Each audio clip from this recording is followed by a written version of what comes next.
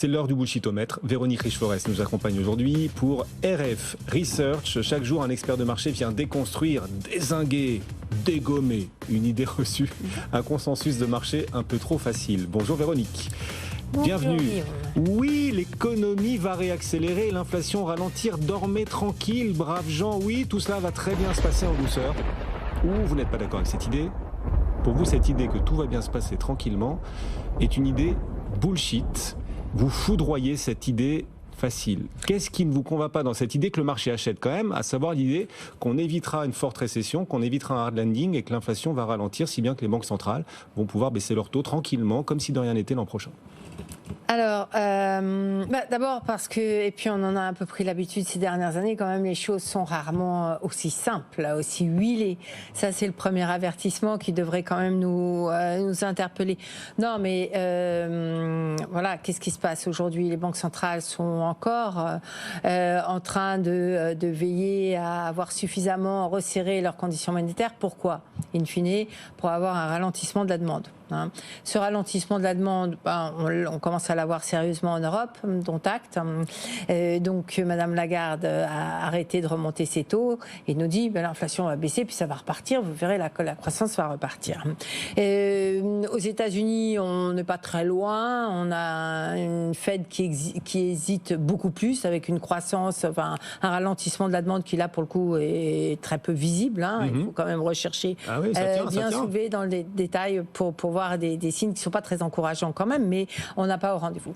Or, on sait très bien qu'au point où on en est de la saturation en termes de cycle, au niveau du taux de chômage qui est extrêmement faible partout, eh bien, si on n'a pas ce ralentissement de la demande, on va continuer à avoir des banques centrales qui, alors je ne vous promets pas qu'elles vont continuer à remonter leur taux d'intérêt, mais qui vont certainement tergiverser, hésiter, des marchés qui vont être dans l'hésitation perpétuelle, comme on est depuis plusieurs semaines en réalité. On a cru qu'il y avait eu une petite bouffée de tranquillité après la réunion de la Fed notamment. Et vous voyez que ça a duré même pas 10 jours avant que Jérôme Powell revienne à la charge en disant oui, non, mais peut-être que finalement il va falloir en remettre une. Forcément, parce que les conditions monétaires ne sont pas restrictives. Elles ne sont pas fondamentalement restrictives. Et donc, il y a eu des hausses de taux très rapides. Ça a un à-coup, indiscutablement, mais probablement que si on s'arrête là avec le temps, effectivement, probablement que l'activité peut reprendre, et ça confisque la marge de manœuvre des banques centrales pour rebaisser leurs taux. Donc le schéma auquel vous ne croyez pas, l'équation impossible pour vous, c'est l'idée que on aurait le soft landing, la poursuite du ralentissement de l'inflation et des baisses de taux puissantes comme celles qu'attend le marché.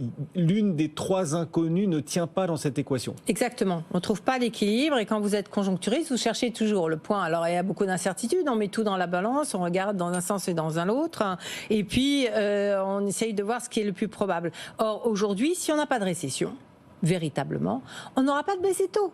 Ou très peu. Très peu parce qu'à un moment donné, ça va finir par gripper et que les banques centrales vont assouplir un tout petit peu. Mais tant qu'on n'a pas les ajustements récessifs, vous connaissez, c'est le coup de l'élastique. En récession, on chute et puis après, la politique monétaire s'assouplit, ça rebondit. Donc ça crée un climat de reprise qui est en général très favorable aux valeurs cycliques, etc., à la repentification de la courbe des taux, qui est un point très important pour les marchés. Oui. Or, cette repentification de la pente des taux, d'où elle pourrait venir? De baisse des taux directeurs et de baisse significative. Or, on voit bien que les tergiversations actuelles referment ou rendent cette probabilité très instable, très incertaine. Sabrina. Alors, Véronique, si on vous suit, on se dit que jamais les banques centrales vont baisser la garde dans ces cas-là. Eh oui. Eh oui. Ben ouais. On essaie de vous traduire là, Véronique. Et vous êtes en train de vous dire, j'ai envie de vous dire, si on n'aura pas, comme on dit vulgairement, le beurre et l'argent du beurre. D'accord ? Les banques centrales, à notre sens, vont finir par ajuster un peu leur taux directeur parce qu'on aura un peu de stress sur la croissance sans basculer dans une récession violente.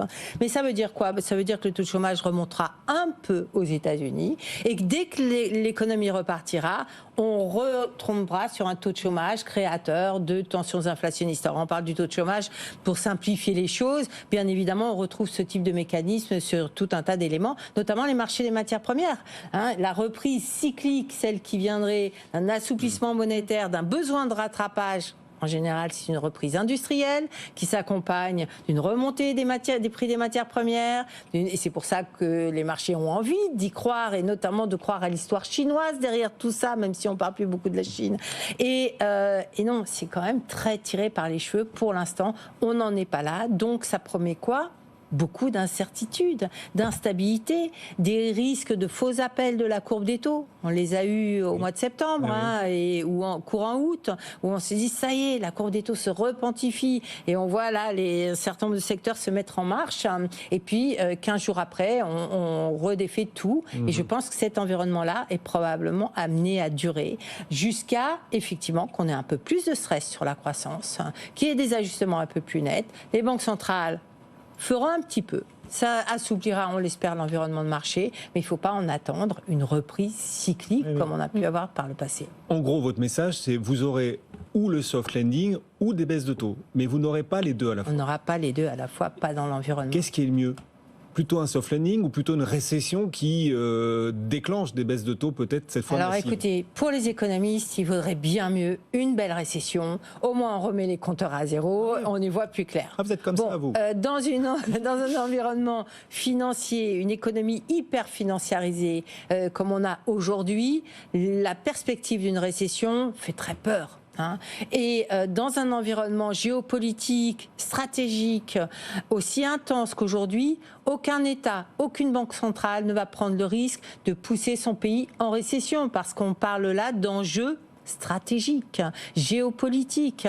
Et c'est à mon avis également pour ça que les banques centrales ont été aussi timides, et notamment qu'elles n'ont pas rabaissé le niveau de leur bilan autant qu'il l'aurait fallu pour éradiquer le problème de l'inflation.